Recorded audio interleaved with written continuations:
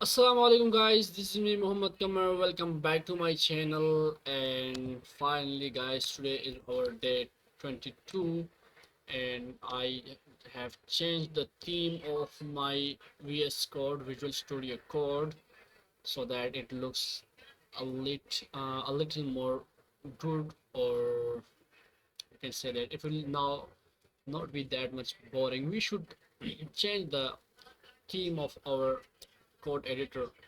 This is because if you use the same theme for a long time, you will get bored, and then you will feel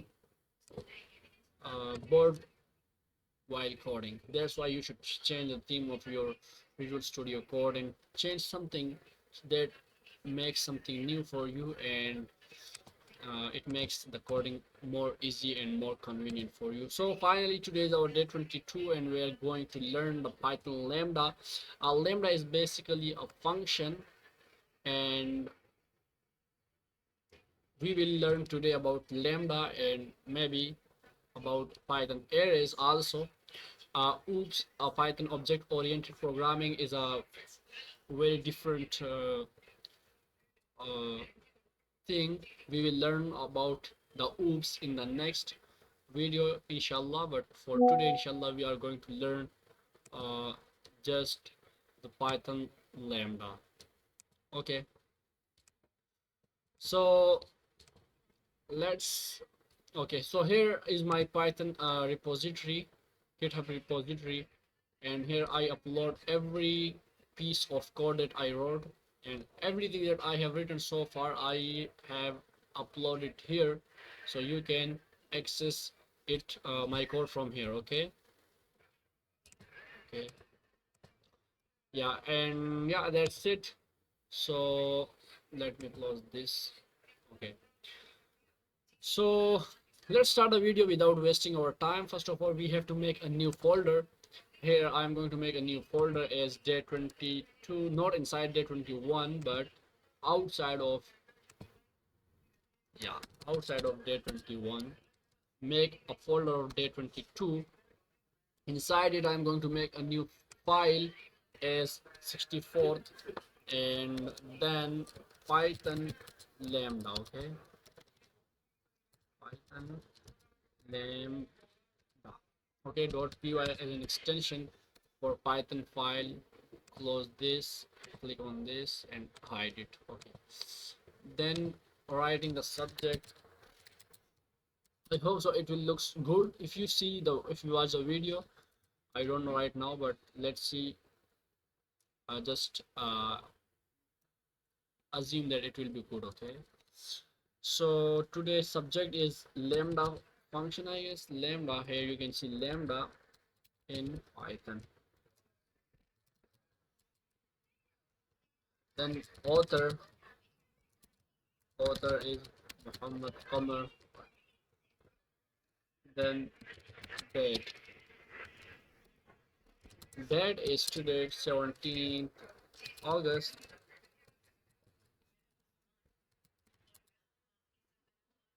17th August 2025. Okay, and yeah, that's it. Now we are going to start the tutorial. A lambda function is a small anonymous function. So this function is called anonymous function. That's why we do not study it in the tutorial of functions. Okay, lambda function is an anonymous function. A lambda function can take any number of arguments but can only have one expression. Okay, so what it means, actually I don't know, we will learn today it. Okay, syntax, or how its syntax looks. First of all, we write the lambda keyword or statement, and then write some arguments, and then colon, and then expression. Okay, so what it means we will see it soon. The expression is executed and the result is returned. Okay, so the expression, we already know that expression is something that can be simplified. So the expression is simplified and then a result is returned. Okay, here what is here they the VS W3 school is giving us an example that add 10 to argument a and return the result. Okay, so here we have a variable. Inside this variable we are storing lambda function, then giving an argument to the lambda function is a, and then colon, and then the expression is a plus 10. This can be simplified and it will be just a plus 10, right? Then print the x into 5, and I don't know what will it result us, so let's just try it by ourselves. Okay, so it is giving us 15. Why 15? So I don't know actually why it is 15, but let's see. Okay, we can ask it from ChatGPT, right? Okay, as we have to learn about it, right? So I have to ask the ChatGPT like what it means. Here what it does, lambda x. Okay, we will study the explanation. Lambda a colon a plus 10 defines an anonymous function that takes one argument. It takes one argument right now as a and returns a plus 10. You assign this to this function to x, then you call it with x5 calculation. 5 plus 10 is equals to 15. Output will be okay, but what it means, this line means, I don't actually.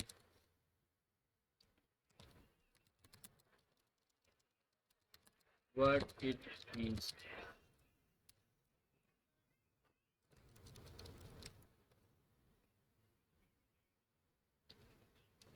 When I say then you call it with x5, it means that you are executing the function x and passing the value of 5 as the input argument. Let's break down. X is a function because you wrote x equals to lambda a colon a plus 10. Writing x into 5 means call the function x and give it value 5 for a. So inside the lambda a is equals to 5, and then a plus 10 equals to 5 plus 10, which equals to 15, and that's why it prints 15. Okay, think of like a machine. The function x is a machine. The number 5 is you put into something, and then the machine adds 10 and gives back 15. Okay, so this is how it works. All right, all right. So now let's write it here as an example. That example, and then first of all I have to write a variable, and then inside this variable I'm going to store this lambda anonymous as an anonymous function, and then write an argument colon, then expression is going to be a plus 10. Okay, so actually as you know that, as I and you know that this is an argument, so we need a value for this. So when we want to write something like print something or return something, we have to give the value for a. That's why the value we are giving for a is 5. Okay, so this value will be given to the a, and then a means 5 plus 10 equals to 15, and that's why it is giving us a result as 15. All right, so now we got the point. It was easy, right? Okay, so now make it as comment,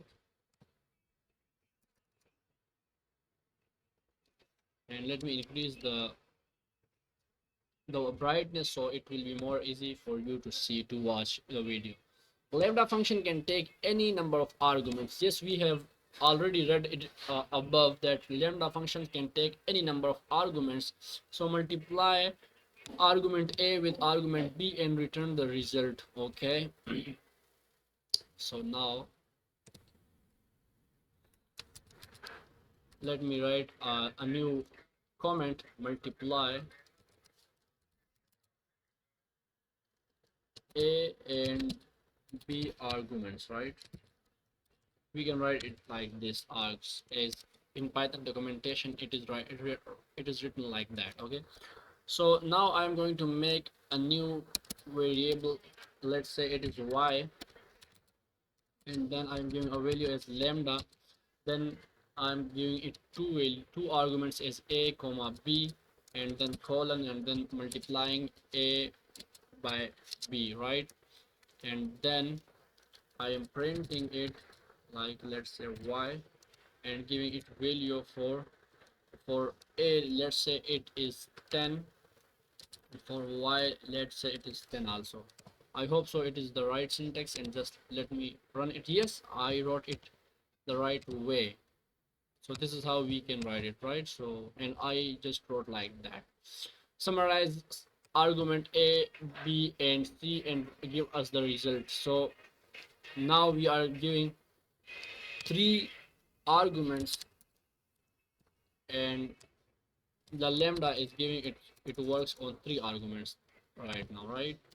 Let's say give it some space here, so it will be easy for me and you to understand which code is the piece of which code block, right?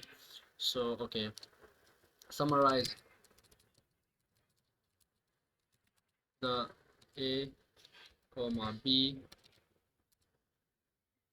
and comma c. All right, make it as comment.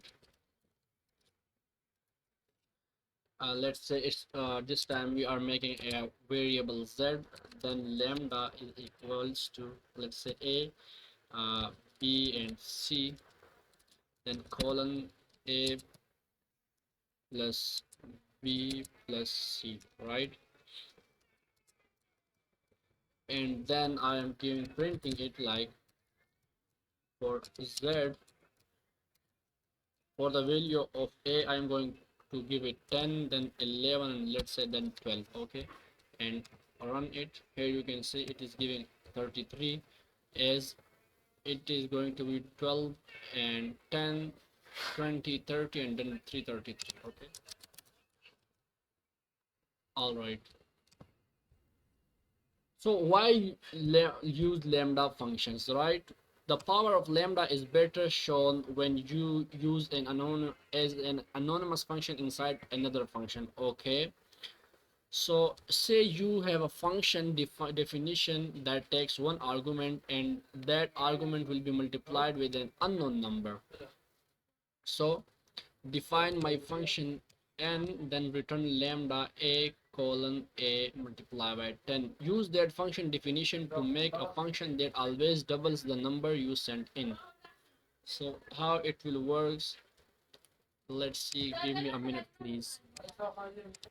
Okay, so we are going to make to define a function, and then inside the function we are going to return the lambda function, and this is, we are making a new variable inside which we are storing our function as 2, and then my doubler giving it a new value as 11. So how it will work, actually I don't know, so I have to ask it from the ChatGPT, and let's see what we get the result this time. So this is, we are defining my function, and then inside it it takes a number n, and it returns a lambda function that multiplies its input a by n. Okay, so calling my function 2, here n is equals to 2, so the my function will get the value of n, right? 2, and then so my function 2 returns lambda a colon a multiplied by 2. Now my doubler, this is a new function, and that doubles any input, so 11 will be the value of a. Okay, so I got the point here. Let's go here and let's see first of all the doubler function, I guess. Function, right? Then defining a function as my function and giving it an parameter is n, then inside it we are going to return the lambda function is a colon a multiply by n, then doubler, let's say it is a doubler, a new function, and inside it we are saving the my function and giving it value as, let's say, 5. Okay, and then uh, I'm going to print the doubler, right, the doubler, and then giving it value as 10, so the answer should be 55. Or why 50? Oh, sorry, 50, right? 5 tens are, or 10 fives are 50, right? So it is okay, it is all right. And let's say yes, we done it correctly. Or use the same function definition to make a function that always triples number you send in. Okay, we can also make a new function, but this time it will triple the function. Okay, so how it will triple the function? So actually it is the value that it is the actual input, and the number we write here, this is multiplied by that number. So before we write here that 2, so it was doubled and now it is going to be tripled, right? Like here, and now my function is actually doing it the fifth multiplication, like not the second, not the third, not the fourth, but the fifth. So I have already done it. Okay, here you can see that, or use the same function definition to make both functions in the same program. Okay, my doubler. Okay, so the same program will give us the doubler and the tripler. Okay, so but for this we have to make two functions. Okay, that's all right. Use the lambda function when an anonymous function is required for a short period of time. So right now we don't need that much, but in future maybe if we required it, so we will use it, but for right now we don't need it. So let's do the exercise. What will be the result of the following code? X equals to lambda a b and a minus b. Our answer will be 5 minus 3, the answer is 2. Okay, all right, then next question. True or false, lambda function can take multiple arguments? Of course it's true. True or false, lambda functions can have multiple expression? No, it is false. Expression is only one. Okay, create a lambda function that takes a parameter a and returns it. So lambda and then a, then colon, then a. All right, it will return the a. All right, we have done lambda functions tutorial, and now let's click on the next, and now let's study what is Python arrays, how it works and what it does, and everything about the Python arrays. Okay, so for this I'm going to make a new file. First of all, here, before this I have to make a comment. And all right, let me kill this terminal right now and make a new file as 65th, right? Python array.py. All right, subject is array in Python, and author is going to be my name in Muhammad Kumar, then date is 17th August, right? 2025. All right.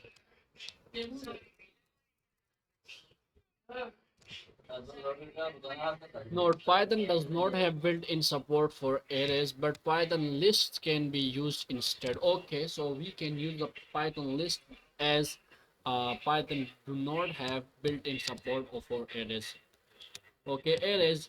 Note, this page shows you how to use list as arrays. However, to work with arrays in Python, you will have to import a library like the NumPy library. Okay, arrays are used to store multiple values in one single variable.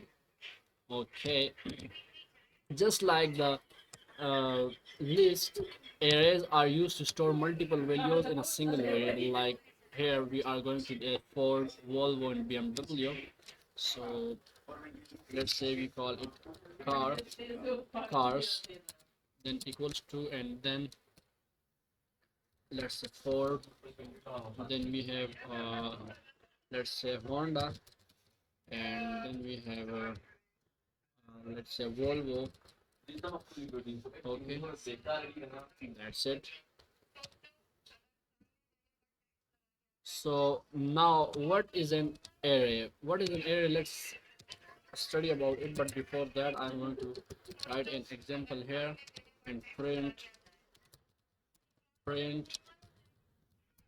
this cards, so you can see what is the result. It is same, it is exactly like the list. Okay,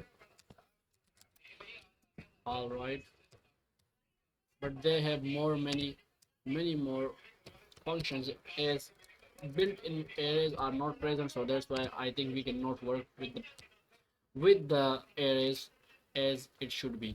An array is a special variable which can hold more than one value at a time. If you have a list of items, a list of cars, for example, storing the cars in a single variable could be like this. Car 1 is Ford, car 2 is Volvo, car 3 is BMW. However, what if you want to loop through the cars and find a specific one? And what if you had not 3 cars but 300? The solution is an array. Okay, an array can hold many values under a single name, and you can access the values by referring to an index number. Alright, access the elements of an array.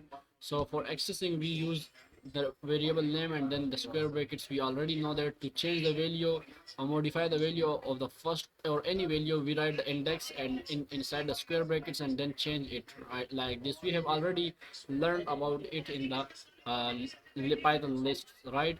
The length, so we can find using the length function we can find the length of the cars variable or the array. The length of an array is always more than the highest array index. Okay, the length of an array is always more than the high. Let's see what it means, like what it means, man. Let's say I'm writing it here. Okay, just here, length function, and then it is 0 1 2, so it is 3, it is not. Okay, it is the from the index it is 1 ahead. It means it starts from 1 2 3. Okay, but again it is all right, it is okay, we are getting the point here. So let me select this. All right, let's make it comment. Looping array elements, so we have already done it with the Python lists. Also dot append will add one or element at the end of the array, right? Removing array elements, we use a pop will remove an element uh, using the index number. All right, and you can also use the remove. So remove function takes the name of the item we want to remove. Okay, the list remove method only removes the first occurrence of the specified value. Okay, and delete the element that has the value Volvo. Okay, then there here are some functions like append, clear, copy, count, extend, and index. Then we have the return the index of first element with the specified value, then insert, then pop, remove, reverse. We have already done these things, so we do not have to study it again. Python does not have built-in support for arrays, but Python list can be used instead. Okay, so Python list can be used as arrays. What will be the result of the following code? Fruits equals to apple, banana, cherry. What is the value of 0 is apple. Okay, it is apple. Print, submit it. Next question: what is the correct Python list method used to return the number of elements in a list? Of course, we use the len function. Next question: what will be the result of the following code? Fruits count apple, banana, and cherry. Length of function is 0, 1, 2, so it is going to be 3. All right, so close it. This exercise also, this also, and click on the next. And yes, finally we have made it to the end, and we will start the Python object oriented in the next video, inshallah. But for today, I guess it is more than enough. We have done so far to the Python arrays function, and a little modules are left, so we will complete them also very easily and very soon, and then we will go towards the Python projects. Okay, we will do at least 50 projects of different difficulty levels, so that we practice the Python very good. Okay, so yeah, this is for today's video, guys. Thank you for watching the video, and make sure to like and subscribe my channel, and like the video, subscribe my channel. See you in the next video. Allah Hafiz.